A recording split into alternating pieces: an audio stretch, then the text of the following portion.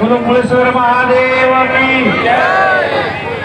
આજે પાટણ ગામની અંદર ચૂંટણીના પ્રચારાર્થે આવવાનું છે ત્યારે મારી સાથે વધારે તમામ વડીલ આગેવાનો, આ ગામના તમામ વડીલ આગેવાનો, યુવાન દોસ્તો, માતાઓ અને બહેનો, બધાને મારા રામ રામ। આમ તો બધાને જ્યાં જાવ તો એક જ વિચાર થાય કે આ નામ હતું ને ક્યાંથી આવ્યું। જેવું તમને થતું હતું એવું મને પણ થતું હતું, કારણ કે મને પણ ખબર નથી મારું નામ આવ્યું ત્યારે।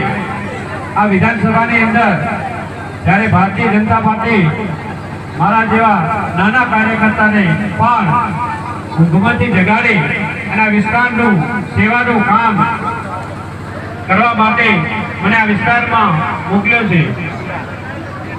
જ્યારે નામ આવે ત્યારે મને થતું કે વિસ્તાર મોટો છે।